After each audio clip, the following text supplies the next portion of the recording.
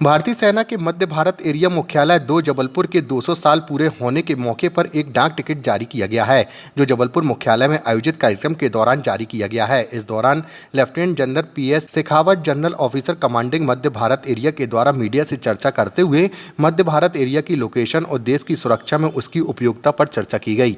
इस दौरान उन्होंने बताया कि मध्य भारत एरिया की स्थापना 1884 में हुई थी और जिसके 200 साल पूरे हो गए हैं। यह एरिया सप्लाई और लॉजिस्टिक सपोर्ट में सबसे महत्वपूर्ण भूमिका निभाता है, जिसके अंतर्गत मध्य भारत के 6 राज्य आते हैं। लेफ्टिनेंट जनरल शेखावत के द्वारा बताया गया कि मध्य भारत एरिया ट्रेनिंग और मैन पावर का बड़ा केंद्र है। यहाँ पर 11 ट्रेनिंग सेंटर है, जहाँ पर अग्निवीरों की भी ट्रेनिंग चल रही है।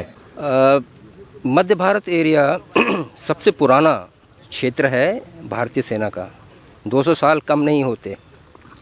और इसका भूभाग भी जो भारतीय सेना का तकरीबन भारत का 30% भूभाग ये देखता है। 6 राज्य मध्य प्रदेश, उत्तर प्रदेश, बिहार, झारखंड, छत्तीसगढ़ और उड़ीसा। आबादी के हिसाब से देखें, ये 6 राज्यों में जो आबादी है, देश की आबादी तकरीबन 40% आबादी, क्योंकि 2 बड़े आबादी वाले राज्य, बल्कि 3 अगर हम मध्य प्रदेश को भी गिन लें, उत्तर प्रदेश, बिहार और मध्य प्रदेश बड़े राज्य हैं जो आबादी के हिसाब से तकरीबन 40% आबादी है। अगर हम सैनिकों की भी बात करते हैं तो यहाँ पर जो हमारे सर्विंग सैनिक हैं और जो भूतपूर्व सैनिक हैं उसकी भी संख्या बहुत ज़्यादा है। तकरीबन आप 1/3 आप भूतपूर्व सैनिक इन राज्यों में रहते हैं। मध्य भारत क्षेत्र का जो सबसे बड़ा मुख्य काम है कि वो शांति काल में वो सारी तैयारी करके रखे, जिससे कि शांति काल में तो जो ट्रेनिंग प्रशिक्षण वो चलता ही रहे, लेकिन युद्ध के लिए जब भी ज़रूरत पड़े वो सामग्री तैयार भी रखे और ज़रूरत पड़ने पर उसको बहुत तेज़ी से उसका उत्पादन कर सके।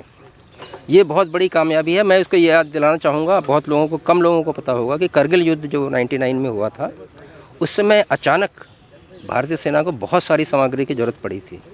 ये जबलपुर के लोग हैं जिन्होंने दिन रात काम करके, हमारी फैक्ट्रियों ने यहाँ पर उन चीज़ों को तैयार किया और रातों रात करगिल के युद्ध के मैदान में पहुंचाया। ये और भी ये बड़ी गौर करने वाली बात है कि 2 परमवीर चक्र जो जीवित हैं और जो करगिल युद्ध में मिले थे, वो दोनों का जबलपुर से संबंध है। ग्रेनेडियर्स के योगेंद्र यादव और जम्मू एंड कश्मीर राइफल के संजय सिंह, दोनों ही लिविंग लेजेंड हैं भारतीय सेना के, और बहुत सारे युवाओं को आते रहते हैं और प्रेरित करते हैं। जबलपुर में भी आए हैं और प्रेरित किया है। जहाँ तक मेरी बात है, मैं अपने आखिरी 40 साल के आखिरी कार्यकाल में यहाँ GOC आया था और यहाँ की चुनौतियों का कई चीज़ों को, कोविड का समय ख़त्म हुआ था, हम कोविड से उभर रहे थे। सबसे बड़ी जो मुझे सबसे सुखद अनुभव हुआ कि मुझे 6 राज्य जो कि मैंने आपको गिनाए थे, वहाँ के भीतरी इलाकों में जाने का मौका मिला। जो गांव देहात, छोटे शहर, छोटे टाउन्स जिसे हम कहते हैं, वहाँ तक जाने का मौका मिला, लोगों को समझने का मौका मिला, वहाँ के स्थानीय प्रशासन को समझने का मौका मिला, क्योंकि हमारे काम में हमें स्थानीय प्रशासन के साथ काफ़ी कोऑर्डिनेशन करना होता है। दूसरी चीज़ ये थी कि हमारे जो भूतपूर्व सैनिक इन गाँव में रहते हैं, दूर दराज के इलाकों में, उनको मेडिकल की सुविधा और बाकी चीज़ों की सुविधा, कैंटीन की सुविधा और बाकी चीज़ों की सुविधा मुहैया कराने में बहुत अच्छा एक अनुभव मिला उन तक पहुंचने का, और काफ़ी उसमें कामयाबी मिली। और मुझे खुशी है कि अभी हमारे प्रेजेंट GOC जनरल शेखावत साहब इस काम को और भी आगे बेहतरीन ले जा रहे हैं। अगला जो मुझे बड़ी खुशी मिली वो थी कि हमारे जो सैनिक और भूतपूर्व सैनिक थे, वो जब तीर्थ स्थानों का भ्रमण करते थे तो उनके रहने के लिए व्यवस्था थी, पर उतनी अच्छी नहीं थी। तो हमने प्रयागराज में, उसके बाद वाराणसी या काशी में, और तीसरा अयोध्या में हमारे जवानों के लिए और उनके परिवारों के लिए गेस्ट रूम्स बनवाए। बहुत सुंदर एयर कंडीशन गेस्ट रूम सिर्फ 300 रुपये में उनको मिलते हैं, और ये खचाखच भरे रहते हैं। हर एक में कम से कम 30 ऐसे कमरों की व्यवस्था है। और मुझे बहुत खुशी होती है जब हमारे सैनिक या भूतपूर्व सैनिक मुझे मिलते हैं या बात करते हैं और वो देखते हैं कि इतनी अच्छी सुविधा उनके पास है, तो बड़ा गर्व होता है हमें।